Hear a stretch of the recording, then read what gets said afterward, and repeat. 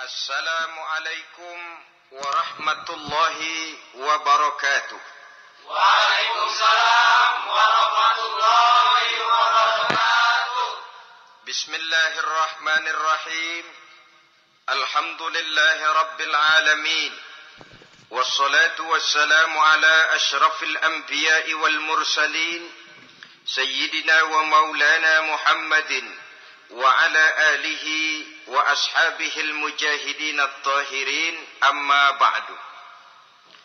Saudara-saudara kaum muslimin rahimakumullah.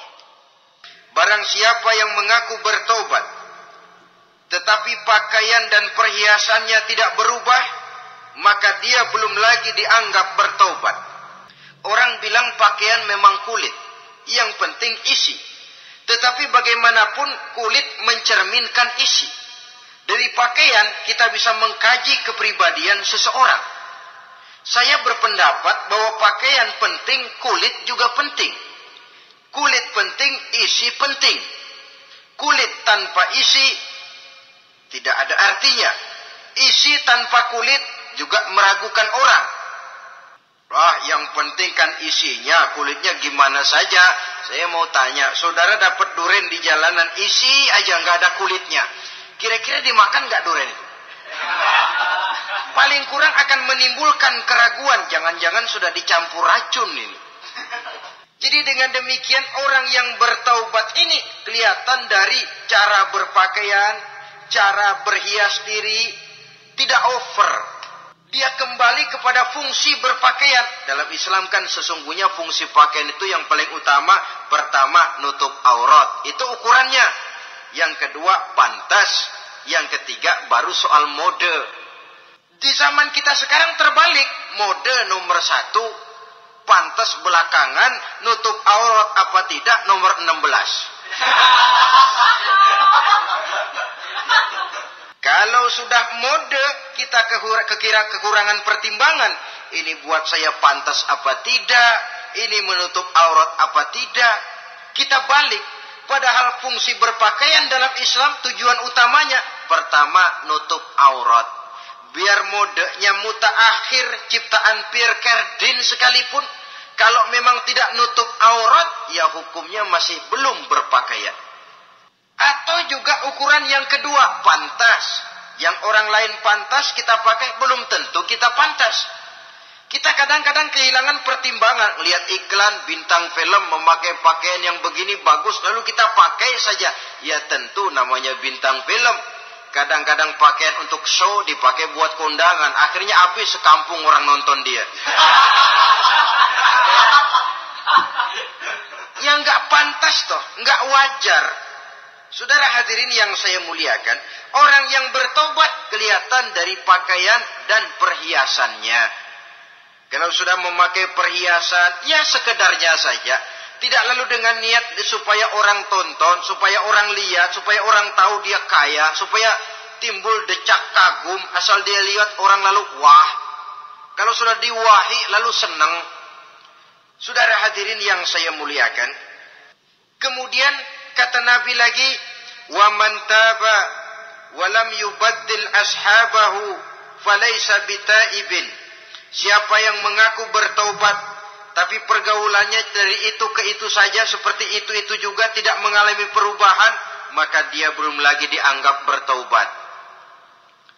Kalau taubat kita dari judi, jangan bergaul lagi dengan penjudi.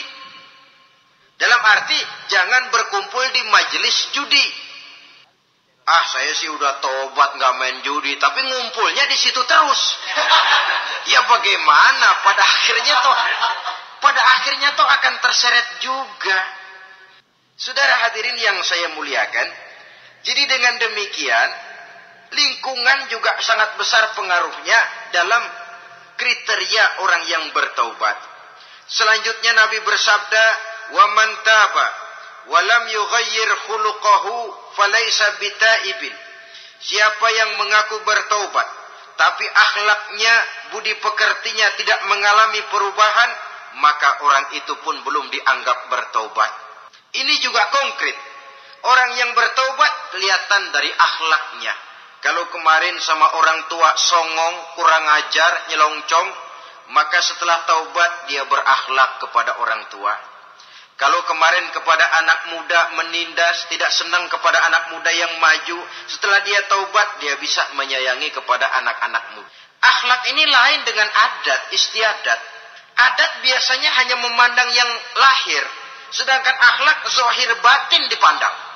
Contoh, seorang anak muda kalau lewat di depan orang tua membungkukkan badan, menurut adat dia sudah sopan. Tapi menurut akhlak belum tentu berakhlak, tergantung kepada niatnya apa membungkukin badan. Permisi apa ngina? Mungkin saja orang membungkukkan badan lewat di depan aki-aki karena menghina, sebab aki-aki itu badannya udah bungkuk. Jadi gerakan zahir yang baik yang diiringi dengan niat yang baik, itulah cerminan daripada akhlak. Kalau adat terlepas dari soal niat, asal zahirnya sudah oke, menurut adat, oke dia beradat. Niatnya apa? Adat tidak pernah menilai. Maka orang yang bertaubat pun kelihatan dari akhlaknya, dan akhlak itu adalah keseluruhan tingkah hidup manusia. Cara berjalan ada akhlak, cara makan ada akhlak, cara duduk ada akhlak, cara tidur ada akhlak. Sehingga pantas ketika Siti Aisyah ditanya, Aisyah, Rasulullah itu akhlaknya apa sih? Beliau menjawab, karena Rasulullah khuluquhul Quran. Rasulullah itu akhlaknya Quran. Sehingga di kalangan ilmuwan lalu ada ungkapan bahwa Nabi Muhammad adalah Quran berjalan. Maksudnya seluruh konsepsi Quran sudah diterjemahkan dalam kehidupan Nabi.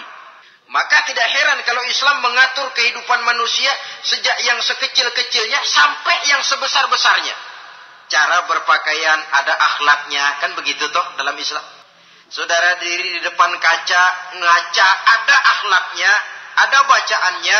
Allahumma kama hassanta khalqi fahassin khuluqi. Sampai saudara masuk ke dalam WC sekalipun ada akhlaknya. Karena akhlak adalah keseluruhan gerak hidup manusia. Orang yang bertobat kelihatan dari perubahan akhlaknya. Kemudian beliau bersabda, "Wa man taba wa lam yatwi firashahu wa bisatahu falaysa bitaibin."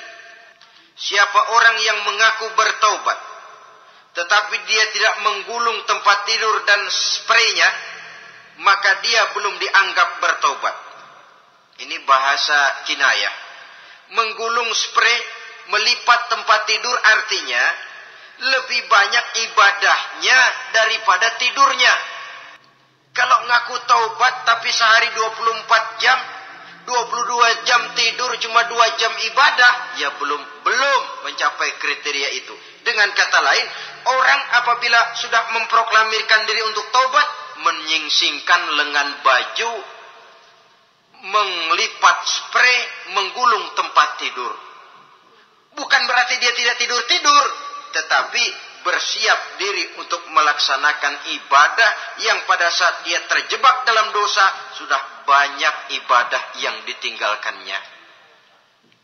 Saudara-saudara kaum muslimin rahimakumullah.